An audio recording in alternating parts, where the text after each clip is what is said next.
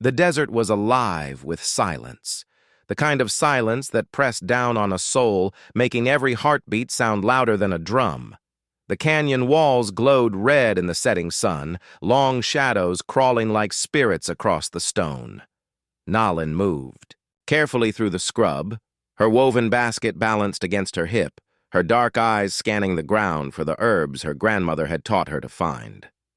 The women of her people often came here, where the streams trickled down from hidden springs, feeding green life in the otherwise cruel wasteland. But Nalin was alone that evening. She had chosen solitude, partly for the quiet and partly for the weight pressing on her spirit.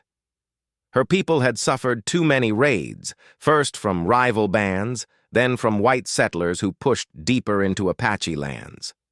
Her father was gone. Her brothers scattered, and Nalin herself carried scars that were not always visible on her skin.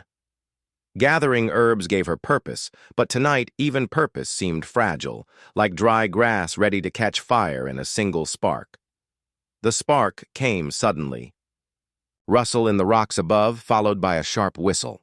Nalin froze, her hand tightening on the basket. She knew that sound. Raiders. Before she could move, shadows leapt from the stone ledges, rough men armed with pistols and knives. Their faces were painted with dust and cruelty, their eyes burning, with hunger for blood or worse. Nalin turned and ran, the ground cut at her bare feet as she darted down the canyon, weaving between boulders. Her lungs burned, her braids slapped against her back, and still she ran, clutching the basket as though it could shield her.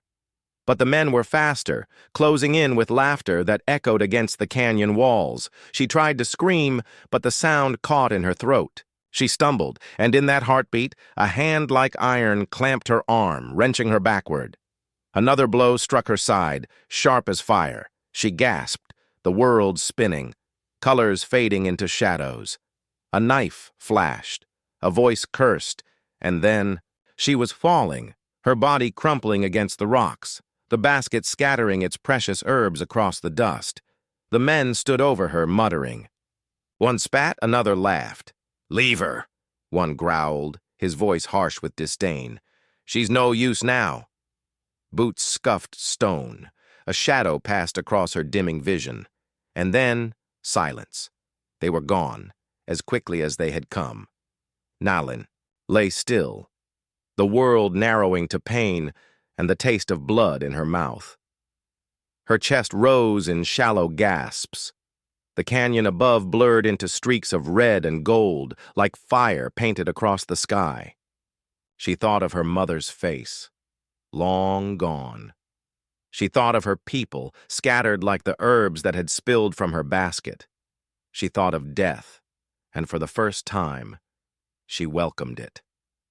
The air cooled as night crept in. Coyotes yipped. In the distance, carrying the scent of blood on the wind.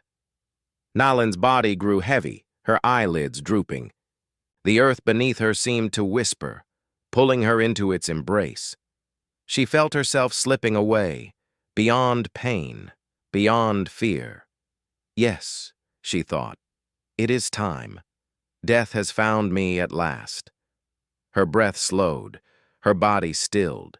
She waited for the final darkness. But death, for all its certainty, did not claim her. Not yet. Somewhere far off, the sound of hooves echoed faintly in the canyon. A rider approached, one whose path would forever change hers. The rider came slow along the canyon trail, the horse's hooves clicking against stone, the sound carrying across the still desert air. Jack Monroe was a man accustomed to silence. He wore it like a second skin, silence, solitude, and the dust of long miles. His wide-brimmed hat shaded sharp eyes that had seen too much of war, too much of men's cruelty. The rifle across his saddle was worn, its stock scarred, just like the man who carried it. He had no destination, not really. Cowboys like him rarely did. He worked where work could be found, rode where the land would let him, and tried to keep his ghosts at bay with whiskey and the endless horizon. But that day, something had drawn him into the canyon. A sense, maybe, or just the need for water at the spring he knew lay ahead. Jack tugged gently at the reins, slowing his horse as it snorted and pawed at the earth. The animal had caught a scent. Jack felt it too, a ripple of unease along his spine. He scanned the rocks. The canyon walls loomed high, red as drying blood, the shadows deepening in the fading light. Then he saw it, a shape, crumpled near the stream bed. At first he thought it was just a discarded blanket or the carcass of some animal. But as he drew closer, the truth hit him. It was a woman. Jack swung down from the saddle, boots crunching against the gravel. The sight froze him for a breath. She lay sprawled on the stone, her long, dark hair spilling over her shoulders, a basket of herbs scattered beside her as though death itself had struck mid-task. Blood streaked her dress, her chest rising so faintly he wasn't sure at first she breathed at all. "Damn," Jack muttered under his breath, dropping to a knee beside her. He knew her people. Apache. He'd fought against them once, years ago when he'd ridden with soldiers who didn't care much for mercy. Those were memories that weighed heavy. Nights of burning villages, cries in the dark. He'd left the army because of it, left because he couldn't stand the taste of it in his mouth anymore. And now, fate laid one of them at his feet, half dead and defenseless. Logic said he should walk away. Trouble waited for any white man found with an Apache woman, wounded or not. Her people might see him as the enemy, no matter what he had done. But when Jack reached out, brushing hair back from her face, he saw something that cut through all the warnings. Her skin was cold, her lips pale, but her eyes, half open, still held a spark. Weak, fading, but alive. "Not yet," he whispered, almost to himself. "You're not gone yet." His hands worked fast, pulling a canteen from his saddlebag. He trickled water across her lips. At first, nothing. Then, a faint stir, a shallow breath. She tried to move, flinching at his touch, her voice breaking into a whisper in her own tongue, words he couldn't understand but didn't need to. Fear. Distrust. "Easy," Jack said gently. "Ain't here to hurt you." She blinked up at him, eyes unfocused. He could see her fighting even in her weakness, as though she'd rather slip into death than trust him. That stubbornness sparked a wry smile across his tired face. "Figures," he muttered. "Tough as nails, even half dead." He tore strips from his own shirt to bind the wound at her side. She tensed, but his touch was steady, careful, the way a man handles a spooked horse. He worked with what little he had: water, cloth, fire to keep the night chill at bay. By the time the stars burned bright overhead, she was still breathing, her chest rising stronger than before. Jack sat back on his heels, staring at her in the firelight. He didn't know her name. He didn't know why fate had set their paths to cross in this forsaken canyon. But he knew one thing: he couldn't leave her now. Not like this. And so, the wandering cowboy, haunted by the past, found himself tied to the wounded Apache woman, bound by something he didn't yet understand. The night deepened, and with it, the first fragile threads of a bond neither of them could have foreseen. The fire crackled low, throwing long fingers of orange across the canyon walls. Jack Monroe leaned back against a rock, his hat tipped low, though his eyes never fully closed. A man alone on the frontier never really slept, not with coyotes prowling, not with raiders on the loose, and not with a half-dead stranger depending on him to keep her alive. The woman stirred. It was a faint thing at first, like the ripple of wind across desert sand. Her lips parted, her breath shallow but steady now. Jack leaned forward, watching closely. Her eyelids fluttered open. For a heartbeat, she saw only the glow of firelight and the silhouette of a stranger above her. Her chest tightened. Her hand shot weakly toward her side, as if reaching for a knife. That wasn't there. Pain seized her and she gasped, eyes widening, the fear in them sharp and wild. Jack raised his hands, palms out, his voice calm as a preacher soothing a spooked mare. "Easy there. Don't try to fight. You ain't in any shape for it." She blinked, trying to make sense of him. His words were foreign, but his tone carried no cruelty. Her gaze darted to the flames, then to the bandage around her ribs. She touched it and flinched. The cloth was rough, torn from a white man's shirt. Her eyes narrowed, suspicion dark as storm clouds. Jack caught the look and sighed. "Yeah, I patched you up. Don't look so grateful." Her lips trembled, and in a whisper, broken but clear enough, she spoke. "Why?" Jack scratched at the stubble on his jaw. Why indeed? He'd asked himself that same question since the moment he'd knelt beside her. He wasn't the saving kind. He wasn't the hero that ballads sang about in dusty saloons.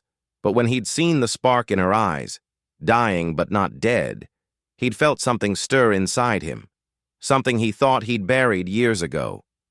"Guess I ain't ready to watch another soul fade out," he muttered finally. Her brow furrowed as if she didn't fully understand, but she heard the honesty in his voice. That alone seemed to calm her. Jack lifted the canteen, tilting it gently to her lips. "Here. Slow now." She resisted at first, lips pressed tight, pride keeping her from taking what he offered. But the thirst was too strong. Finally, she allowed. A trickle of water, then another. Her throat worked as she swallowed, the sound soft but victorious in the stillness. "There you go," Jack said quietly. "Breathing, drinking. That means you're still in the fight." Her eyes met his then, dark and luminous in the firelight. For the first time, she truly saw him. The hat shadowed his face, but she caught the lines of weariness etched deep into his features. A soldier once, perhaps, or a man chased too long by regrets. He gave her a lopsided grin, more weary than kind. "Name's Jack Monroe. Don't reckon you care much who I am, but if we're gonna sit out the night together, might as well be civil." She didn't answer, not with words, but her gaze softened just enough to tell him she heard. That was enough for now. Jack leaned back again, stretching his legs toward the fire. His hand rested near the revolver at his side. Somewhere in the distance, a wolf howled. The sound echoed through the canyon, lonely and fierce. Jack's jaw tightened. Trouble was still out there, whether raiders, soldiers, or beasts, he couldn't say.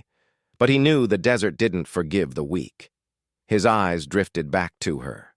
Fragile as she looked now, something told him she wasn't weak. She had fought to breathe when death itself had come calling. And though she might not trust him, she was alive. That was the start of something. Maybe the start of everything. Jack tipped his hat low again, muttering into the night. "Rest easy, lady. You ain't dying tonight. Not while I'm watching." The fire popped. She closed her eyes, not in surrender to death, but to the strange, fragile comfort of knowing someone, if only for this night, stood guard over her life. Dawn crept slow into the canyon, bleeding soft gold across the jagged cliffs. The fire had died down to embers, thin smoke curling into the pale sky. Jack Monroe stretched his stiff back, rolling his shoulders as the chill of night gave way to desert heat. He hadn't slept more than a wink, too busy keeping an ear cocked. For raiders or beasts. Beside the dying fire, the woman stirred again. This time her eyes opened with more clarity, more strength. She pushed herself up onto an elbow, wincing at the bandage tight around her ribs. Jack leaned toward her quickly. "Careful. You tear that wound open, all my work goes to waste."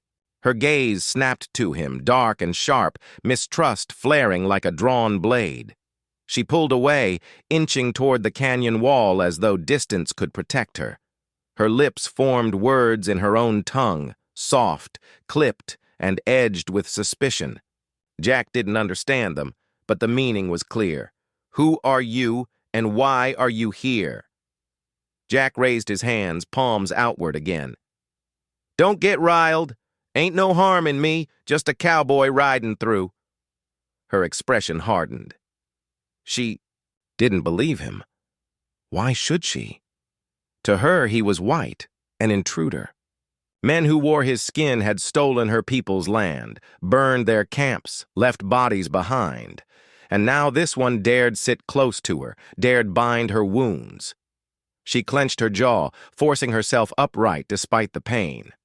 Jack swore under his breath. "Damn fool stubborn," he muttered, but he admired it all the same. She reached for the basket that lay tipped in the dust, herbs scattered from the night before. Her hands trembled as she gathered them, clutching the few leaves that could be saved. Jack watched her, a pang twisting inside him. He wanted to help, but every time he moved, her eyes cut to him like knives. Finally, she spoke in halting English, her voice rough but clear enough. "You, enemy." The words stung. Jack dropped his gaze for a moment, his jaw tightening. Maybe she was right. Maybe he was the enemy. By birth, if nothing else. He'd ridden with soldiers once, watched villages burn, seen children starve in the dust. Those memories weighed heavy, and looking into her accusing eyes made them heavier still. "Not anymore," he said quietly. "I walked away from that life. Ain't proud of what I seen, what I done, but I ain't your enemy. Not here, not now." She studied him, skeptical, lips pressed into a thin line. Her instincts screamed not to trust, yet something in his voice held no lie. She shifted uncomfortably, torn between hatred and the fragile thread of gratitude she didn't want to admit. Jack rubbed a hand over his face, exhaling. "Look, I don't expect you to thank me, don't expect you to trust me either, but fact is, you'd be dead if I hadn't come along. So, you can spit at me, curse me, whatever you want, but you're still breathing." Her chest rose sharply at his words. Pride battled with truth. She was breathing because of him. That realization cut deep like a thorn in her spirit. She turned her face away, refusing to give him the satisfaction of acknowledgement. Jack chuckled softly, though it held no humor. "Fine, have it your way. You heal up, and I'll see you safe to wherever you need to go. After that, you never gotta lay eyes on me again." The morning sun climbed higher, washing the canyon in light. Two souls sat apart by only a few feet. But between them stretched centuries of blood, mistrust, and pain. Yet fate had thrown them together, and neither could yet see how tightly their paths were about to twist. The sun had climbed high enough to burn the canyon floor, heat pressing down like an anvil. Jack Monroe wiped sweat from his brow, gathered what dry brush he could find, and coaxed the campfire back to life. He worked slow, deliberate, keeping his movements steady so the woman wouldn't startle. She sat against the stone wall, her basket in her lap, fingers trembling as she tried to sort through the herbs she had salvaged. Her eyes followed him like a hawk's, watchful, untrusting. Every time he moved closer, her grip on the basket tightened. Jack ignored it. He dealt with skittish horses and wounded men in war. Patience had been beaten into him long ago. When the fire caught, he set a small tin pot on the flames and poured in water from his canteen. As it heated, he dug through his saddlebag and pulled out strips of dried venison. He broke them into the water, stirring with the point of his knife until the smell of meat and broth rose with the smoke. The woman's nostrils flared. Her body gave her away before her pride could stop it. Hunger flickered across her face. She pressed her lips tight, trying to mask it, but Jack saw. "Smells better in boot leather anyhow," he drawled, lifting the pot slightly to show her. "Ain't much, but it'll sit warm in your belly." She shook her head, clutching the basket closer, as if the herbs were shield enough against her weakness. Jack didn't press. He poured a portion into a small tin cup, set it near her, and leaned back against his saddle without another word. Minutes passed. The scent of stew filled the air. Finally, when she thought he wasn't watching, Her hand slipped forward. She lifted the cup, sipped slow. The warmth hit her throat, and her shoulders sagged. For the first time since he'd found her, her body eased. Just a fraction, but enough. Jack pretended not to notice. He chewed on his own portion, eyes on the horizon. When she finally spoke, her voice was softer than before. "You... soldier?" The word was careful, almost accusing. Jack's jaw worked as he swallowed. His eyes flicked to her, then back to the fire. "Was. Long time ago." She tilted her head, studying him. "You kill... my people?" The question hit hard. He looked down at the cup in his hand, the broth suddenly bitter. He didn't lie. Couldn't. "Yeah. Not with pride, not with joy, but... yeah. I was part of it." Silence stretched. The canyon seemed to hold its breath. Jack expected her to spit at him, curse him, maybe even claw at him despite her weakness. Instead, she looked into the flames, her face unreadable. At last, she whispered, "Why? Help me." Jack let out a breath he hadn't known he was holding.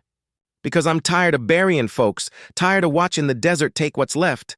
You were lying there, fighting for breath, and I reckoned you deserved better."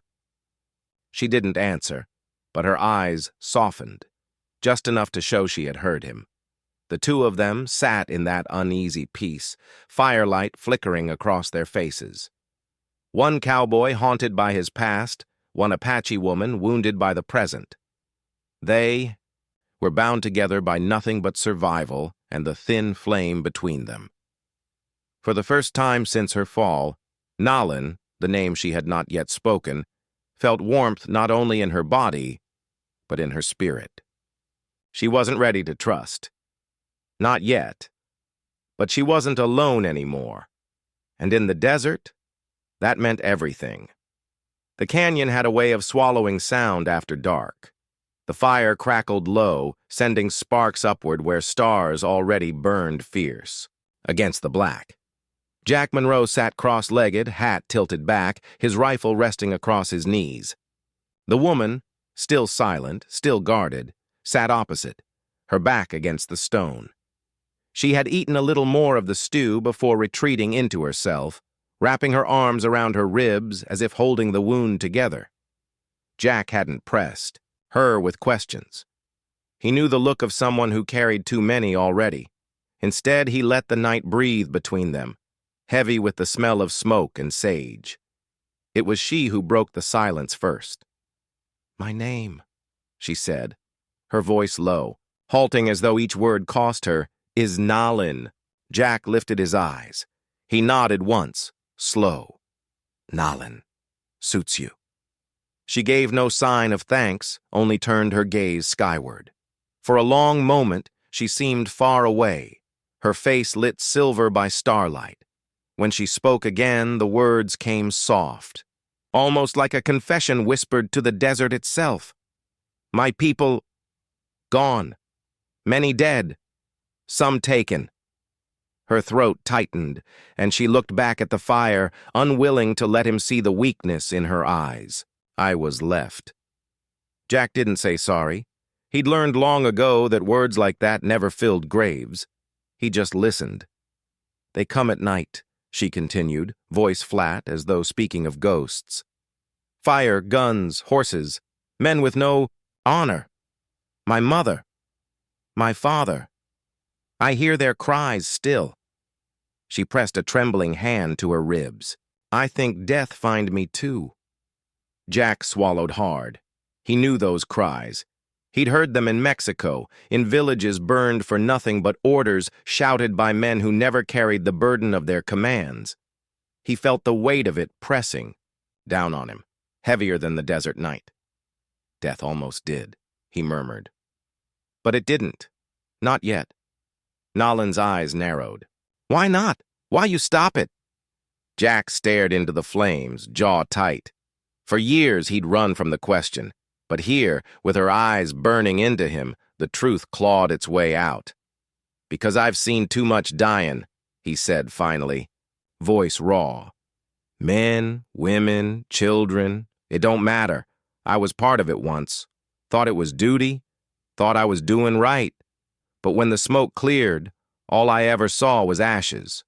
I left that life behind, but the ghosts, they still ride with me. He rubbed a hand across his face, ashamed to speak more but unable to stop. So when I found you, lying there, I couldn't let you be another ghost. The fire popped. The canyon seemed to listen. For a long moment, Nalin said nothing. Her eyes softened, just barely, as though some piece of her spirit recognized the weight of his words. She still didn't trust him, not fully, maybe not at all, but something inside her shifted. This cowboy was not like the others she had seen. Not entirely. "Ghosts," she said at last, almost to herself. "They walk with me, too." Jack looked up, catching the flicker of pain in her gaze. In that instant, the silence between them changed. It was no longer the silence of strangers, but of two souls who carried the same burden, each in different tongues. The desert wind whispered through the canyon, carrying with it the scent of sage and smoke. Above them, the stars burned, on silent witnesses to the fragile bond being forged. Neither spoke again that night. They didn't need to. The sun rose sharp and merciless, baking the canyon walls until they shimmered like iron, fresh from the forge. Jack Monroe was already awake, cinching his saddle and checking his rifle. Nalin sat near the fire's ashes, her face pale but her back straight, refusing to show the weakness gnawing at her ribs. Jack glanced at her. "We can't linger. Someone put steel in you, and men that do a thing like that don't leave loose ends. Best we move." Nalin said nothing. Her eyes shifted toward the canyon mouth, where the trail wound out toward open desert. Her people had walked those lands for generations. She knew the dangers as well as he did. Still, when she tried to stand, her legs trembled and she nearly fell. Jack caught her before she hit the ground. She pushed him away at once, teeth clenched. "No!" Jack let her go, stepping back with hands raised. "Fine. Do it your way. But if you fall behind, I can't carry you and fight off trouble at the same time." The words stung. Her pride bristled, but she managed a slow, halting step, then another. Jack gave a slight nod. Tough. Stubborn. He could work with that. By mid-morning, the canyon gave way to rolling flats of sand and scrub. The horizon stretched, endless heat waves bending the air. Jack's horse picked its way carefully, ears twitching at every sound. That's when Jack saw it, prints in the dust. Fresh, too fresh. He swung down, crouching low. The tracks told a story clear as a ledger. At least 3 riders moving fast. The edges were sharp, not softened by wind. They weren't more than an hour or 2 ahead, or behind. Jack's gut tightened. He looked back at Nalin. "We ain't alone." Her face hardened. She understood without needing the words. She clutched the basket closer to her chest as if it could shield her from the truth. Jack mounted again, scanning the horizon. Every shadow seemed to hold eyes. Every rise in the land a possible ambush. He rode with one hand near the rifle, the other steadying the reins. Around midday, the wind shifted. A coyote yipped in the distance, high and shrill. Jack's eyes narrowed. Not a coyote, too sharp, too human. A signal. Nalin heard it too. Her lips pressed tight and she whispered in Apache words he didn't know but understood well enough. "They are coming." "Yeah," Jack muttered, scanning the ridges. "And they ain't coming friendly." The horse snorted, restless. Jack felt the prickle between his shoulders, the old soldier's instinct, the one that said trouble was near.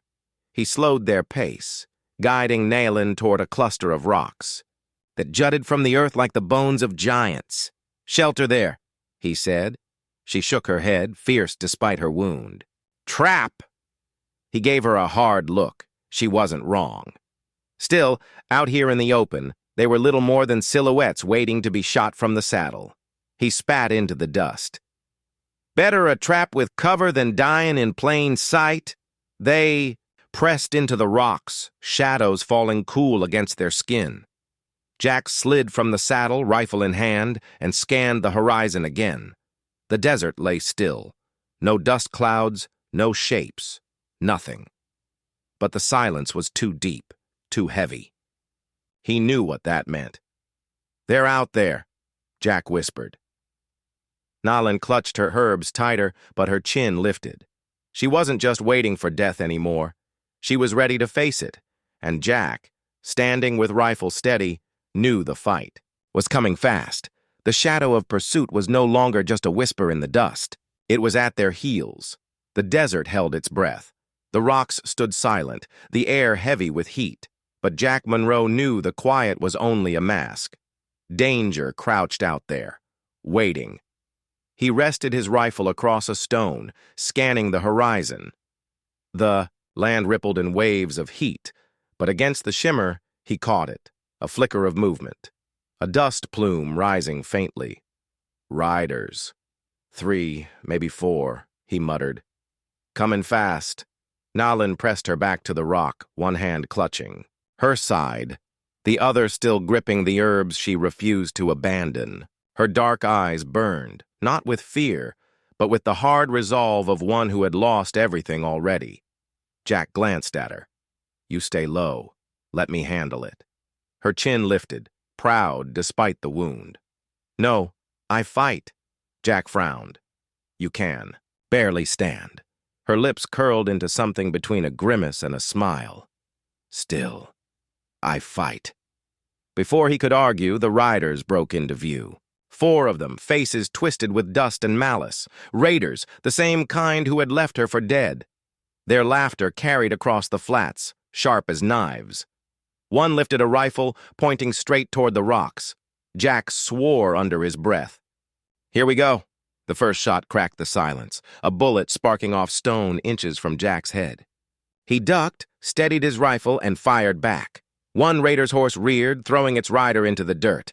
The man screamed, clutching his shoulder. The others split wide, circling, firing as they rode. Bullets whined past, kicking up chips of rock. Jack worked calm and steady, his rifle barking with precision honed on too many battlefields. Another rider fell, tumbling from the saddle, but they were closing fast. Nalin, breath ragged, reached for a pistol lying in Jack's saddlebag. Her fingers trembled, but she gripped it tight. Jack caught sight of her and barked. "Leave it!" She ignored him. Crawling to the edge of the rocks, she raised the weapon with both hands. Her arms shook, but her aim was steady enough. When one raider leaned from his horse, gun leveled at Jack's back, Nalin pulled the trigger. The shot cracked loud, echoing off the canyon walls. The raider's head snapped back, and he crumpled from the saddle. Jack spun, staring at her. She was pale, swaying from the effort, but her eyes were fierce. She spat a word in Apache, short, sharp, defiant. The last raider hesitated, rage twisting his face. He fired blindly into the rocks, the bullet striking harmlessly. Jack sighted him, pulled the trigger, and sent him tumbling from his horse. Silence fell again, broken only by the panting of horses and the ragged breath of the wounded man crawling through the dust. Jack kept his rifle trained on him, but the man was finished. He stumbled away, leaving blood in his tracks, until the desert swallowed him whole. Jack lowered his rifle, chest heaving. Sweat ran down his temples. He turned to Nalin. She sat slumped, against the stone, pistol still in hand, her body trembling from exertion. "You damn fool," Jack said, but his voice was thick with something more than anger. Respect. She met his gaze, lips curling faintly. "I fight," she whispered again, before her strength gave out and the pistol slipped from her hands. Jack caught her before she hit the ground, lowering her gently against the rock. He checked her wound, no fresh blood, only the strain of pushing herself too far. Relief flooded him and he let out a long breath. "Yeah," he murmured, brushing a strand of hair from her face. "You fight, stronger than most men I've known." The desert lay still again, littered with the bodies of those who thought they could finish what they'd started. But in the quiet aftermath, something stronger had been forged. Not just survival, but a bond born in blood and fire. The desert was silent again, broken only by the hiss of wind dragging dust across the flats. Jack Monroe leaned against the stone, rifle still warm in his hands. His ears rang with the echoes of gunfire, but he knew the fight was over. For now, Nalin sat slumped nearby, pale and trembling, her breath shallow but steady. The pistol she'd fired lay in the dirt, forgotten, though the smoke of her shot still seemed to hang between them. Jack crouched beside her, pulling a canteen from his belt. "Here," he said softly, holding it to her lips. Slow sips.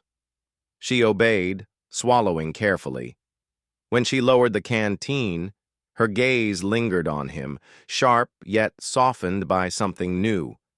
Not trust, not fully, but recognition. He had fought for her, and she had fought for him. "You saved me," she whispered. Jack shook his head. "No, you saved me back there.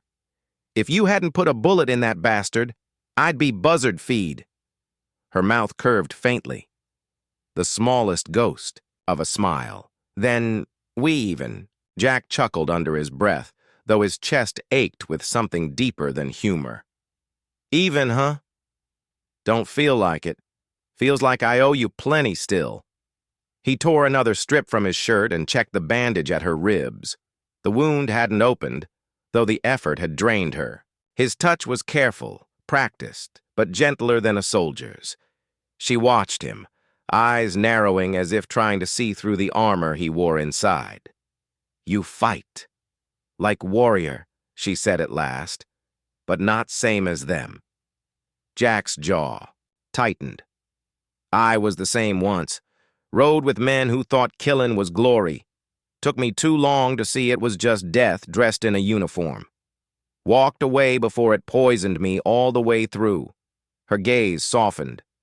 She understood in a way words didn't need to explain. She too had lived among death. She too carried ghosts. The silence between them stretched, but it no longer felt heavy. It felt shared. As the sun began to dip low, Jack gathered what supplies he could salvage from the fallen raiders. Ammunition, a saddlebag of jerky, a half-empty flask. He tossed one of their rifles into the dust, then returned to Nalin's side. She had propped herself against the stone, her face turned toward the horizon where the sky burned red. The desert stretched endless before her, but for the first time since her world had crumbled, she did not feel alone in it. Jack settled beside her, stretching his long legs. For a while, they simply watched the sky together, the silence companionable. Finally, she spoke, voice low. "When I fall, in canyon, I think death come. I think I am nothing." She touched the bandage at her side, then let her hand drop. "But you bring me back." Jack glanced at her, his face unreadable in the fading light. "Truth is, you brought yourself back. I just gave you a push." Her eyes met his, dark and luminous in the twilight. For the first time, she did not look at him as enemy or stranger. She looked at him as something else, something not yet named, but real all the same.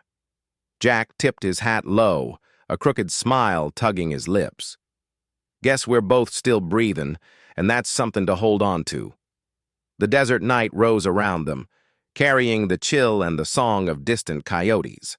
They had survived blood and fire together, and in that crucible something had been forged stronger than fear, sharper than mistrust, a bond neither of them had sought, but one neither could deny. The desert dawn broke soft and pale, washing the land in shades of gold and rose. The fire had burned down to ash, and the canyon floor shimmered with morning light. Jack Monroe rose from his bedroll, stretching stiff muscles, and looked over at Nalin. She was awake, sitting straight despite. the pain in her side.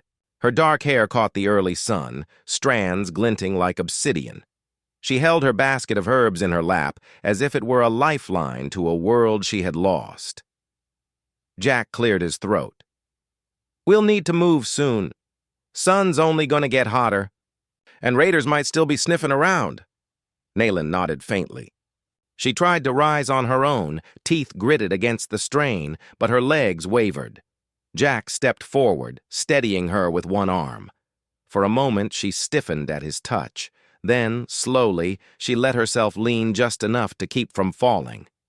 They set out across the desert together, Jack leading his horse by the reins, Nayland walking beside him. The land stretched wide and empty, but it no longer felt like a void between them. Step by step, their silence became easier, no longer weighted by suspicion. By midday, they reached a ridge that overlooked miles of open country. From there, the world seemed endless, hills rolling into plains, and beyond them the faint line of mountains. Jack paused, tipping his hat against the glare. "This is where I leave you, if that's what you want," he said quietly. "Your people may be out. They're scattered, but they'll be looking for survivors. You'll find them." Nayland turned her gaze on him, unreadable. "And you?" Jack shrugged. "I keep riding. Always have. Ain't got a home waiting, ain't got anyone expecting me. Just a saddle, a horse, and the horizon." She studied him for a long moment. In her eyes, he saw something shift. An ache, perhaps, or an understanding deeper than words. "You save me," she said softly. "But you save yourself too." Jack let out a low chuckle, rubbing at the stubble on his jaw. "Maybe so. Guess I needed reminding there's more to life than ghosts and regrets." The wind swept across the ridge, tugging at their clothes, carrying with it the smell of sage and dust. Nayland took a step closer, her hand brushing lightly against his arm. It was not a gesture of possession or dependence. It was acknowledgement.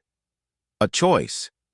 "You walk one path," she said slowly, searching for the words in his language. "I walk another. But maybe path meet." Jack looked down at her, a smile tugging at the corner of his mouth. Maybe they already did.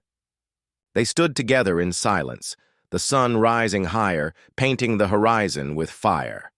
For the first time in years, Jack felt something stir inside him, a sense of possibility. Not certainty, not promises, but the chance of something more than drifting alone. At last, he swung into the saddle. He held out a hand to her. "You ridin' with me?" Nayland hesitated only a heartbeat before slipping her hand into his.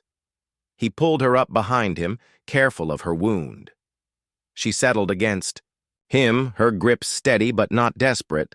Together they turned the horse toward the horizon. The land ahead was harsh, uncertain, full of danger, but it no longer mattered. They had faced death, and in that fire had found each other. As the desert wind rose behind them, carrying away the ghosts of the past, Jack Monroe and Nayland rode forward, not as strangers, not as enemies, but as two souls bound by fate. The dawn lit their path, and for the first time in a long time, neither of them rode alone.